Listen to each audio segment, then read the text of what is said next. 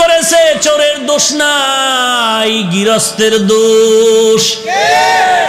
চোরায় চুরি করতে ঢুকছে, দেওয়াল বইনা এক চোরায় মারা গেল, আর এক চোরায় আদালতে মামলা দিছে বাড়িওয়ালার ফাঁসি চাই।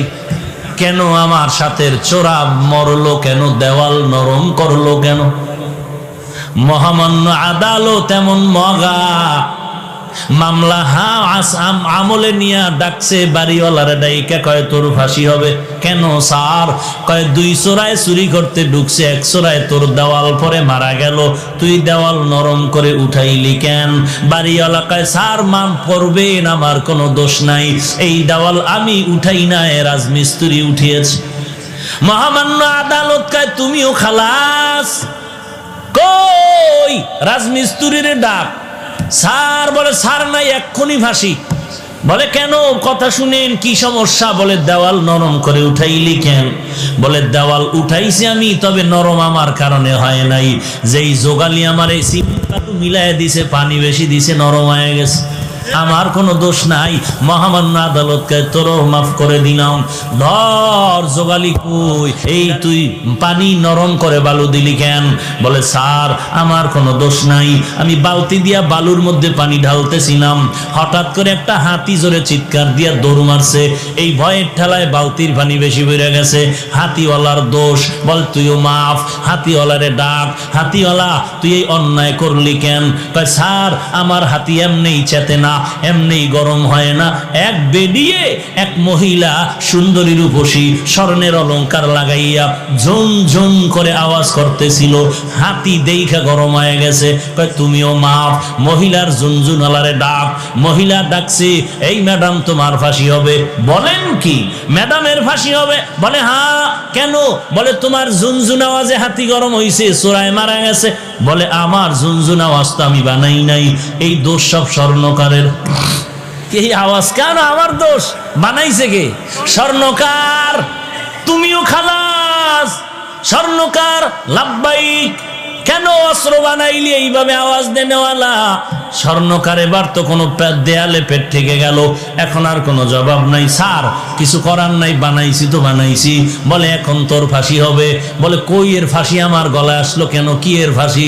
বলে পরে ফাঁসির পরে জানা যাবে, এখন ফাঁসি হবে। কোনো কথা নাই। কপাল বড় খারাপ, ফাঁসির মঞ্চে যখন স্বর্ণকারের নেওয়া হলো, ফাঁসির মঞ্চে যখন দাঁড়ায় গেল, ফাঁসির মঞ্চে গিয়ে দেখে মারাত্মক সমস্যা, ফাঁসির রশির সাথে গলা মিলে না, রশির ফাঁকা বড়, গলা চিকন।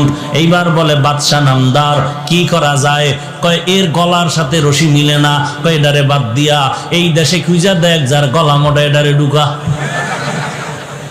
এইবার জল্লাদ খুঁজো, দেশের মধ্যে কারে পাও গলা মোটা, এডার ফাঁসি দাও। খুঁজতে খুঁজতে খুঁজতে খুঁজতে একজন গলা মোটা পাইলো, পীর সাহেবের খাদেম। এমন এক খাদেম পাইছে যে ফাঁসির রশির সাথে গলা খাপের খাপ, বাপরে বাপ মিলে গেছে। এমন মেলা মিলল। এইবার মরার আগে বলে কোনো দাবি আসেনি? এইবার খাদেম কয় হ্যাঁ আছে। কি দাবি? বলে আমার পীরের সাথে আমি একটা বেয়াদবি করেছিলাম, ওই বেয়াদবির জন্য ক্ষমা চাইব। কি বেয়াদবি করেছ? পীর আমাকে নিষেধ করেছিল এই দেশে যেন না থাকি। কেন নিষেধ করেছিল? আমরা যখন সফরে রওনা হলাম, এই দেশে আইসা দেখলাম ঘিয়ের দাম তেলের দাম সমান। তেলের দাম? আমি বললাম হযরত আমার শরীর হয় না, এত গোশত খাই, জনমের মতো খাই, এরপর শরীর বানে না। তেলের দাম ঘিয়ের দাম যেহেতু সমান, কম দামে ঘি খাইয়া মোটা হয়ে যাব। আমার পীর বারবার বলছে এই দেশের ঘি খেয়ে মোটা হইলে বিপদে পড়বি। কেন এত দামি ঘি কেন কম দামে পাইলে খাবো না? পীর বলছিল সাবধান, যেই দেশে তেলের দাম ঘিয়ের দাম সমান, ওই দেশে কোনো ইনসাফ নাই। যেই দেশে নারী আর পুরুষের দাম সমান, ও দেশে ইনসাফ নাই। যেই দেশে শিক্ষিত শিক্ষিতের মান সমান, দেশে ইনসাফ নাই। পীরের কথা আমি মানি নাই। আমি পীরেরে বললাম হুজুর যত বয়ান দেন ঘি না খাইলে কলিজা ঠান্ডা হবে না। হুজুর আমাকে বলল টের পাবি সময় মতো। এখন তো টের পাবো পাবো ভাব। আমার পীরের একটু খোঁজ করে দেখাও। পীরেরে তালাশ করে আনা হলো। হযরত জি মেহেরবানি করে মাফ করে দেন, মুরব্বির কথা না মানলে এমনই গজবে পড়া লাগে, এমন বিপদ আইছে, কোথার ফাঁসি আমার গলায় লাগতেছে, কোথায় জানি কি গ্যাঞ্জাম লাগছে, এখন আমারে ফাঁসি দিচ্ছে, সরকার আমারে দাওয়াত দিছে ফাঁসির জন্য। এই বিপদ থেকে বাঁচার উপায় কি? বলে মুরব্বি মানবি জীবন ভর? বলে হ্যাঁ মানবো। মুরব্বির সাথে বেয়াদবি আর করবি নি? কয় জীবনও করবো না। কয় এইবারও বাঁচার বুদ্ধি দেই, মরণের জন্য তুই পাগল হয়ে যাবি, তুই বলবি আমাকে তাড়াতাড়ি ফাঁসি দাও, আমারে তাড়াতাড়ি ফাঁসি দাও, এই কথা তোর কথা বন্ধ করবি না, এরপরে যা হওয়ার হবে। এইবার জল্লাদ যখন ফাঁসির মঞ্চে নেয়, খাদেম কয় আমাকে দাও। পীর সাহেব বলে খবরদার, এই খাদেম রে দিবা না, ফাঁসি দিলে আমাকেই দাও। দুইজন আর কিলেকিলি লাগছে ফাঁসি হওয়ার জন্য। সবাই আশ্চর্য হয়ে গেল, এমন কাহিনী তো জমিনের মধ্যে আর হয় নাই। দোনোজন মানুষ মরার থেকে বাঁচার জন্য ফজরের আগে রাস্তায় দৌড়ায়, কথা ঠিক নেই?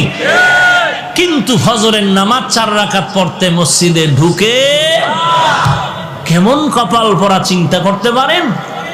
যে ডাক্তারের কথায় ফজরের সময় রাস্তায় দৌড়ায়, পাশে মসজিদে নামাজ চলে, 4 রাকাত নামাজে মসজিদে ঢুকে না। একটুখানি নেকের তরে রোজ হাসরের মাঠেতে বাবা ঘুরবে ছেলের পিছে, ছেলে বাবার আগেতে। আহাতে মন কঠিন দিনেতে নামাজ তোমায় ভুলবে না, ঠিক মতো পড়িলে নামাজ জান্নাত তোমার ঠিকানা।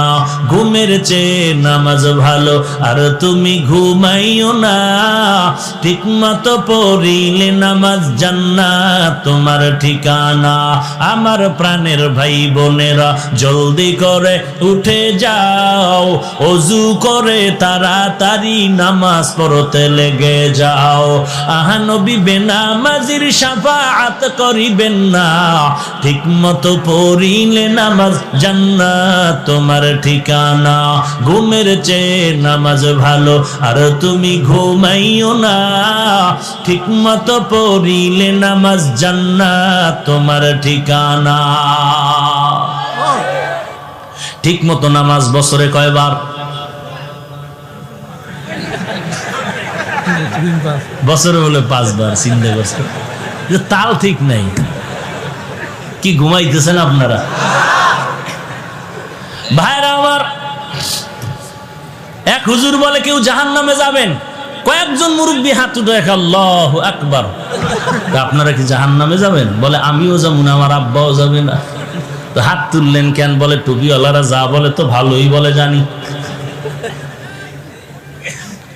নামাজ কয়বার? হ্যাঁ, দৈনন্দিন কত ওয়াক্ত? 5 ওয়াক্ত নামাজ। না পড়লে তো আর সমস্যা নাই, আছে তো পড়েন না কেন? এই আশেকে রাসূল এখানে বসে আছেন, বয়ান শুনবেন, এমনও টাটকা আশেক বসে আছে, ফজরের নামাজও পড়েন নাই, জোহর পড়ে নাই, আসর পড়ে নাই, মাগরিব পড়েন নাই, এশা পড়েন নাই। সামনে ফজর পড়বেন কিনা আল্লাহ ভালো জানেন। মদিনার নবী বলেন, এর উম্মতের দল, কাফের আর মুসলমানের মধ্যে ব্যবধান, বেঈমানের গোষ্ঠী নামাজ পড়ে না, আর যারা মুমিন নবীর আশিকেরা একবারের নামাজও ছাড়ে না। মকুন সুস্তি নামাজে পাঞ্জগানা, ফাওয়াইলুল লিল মুসাল্লিন আল্লাযীনা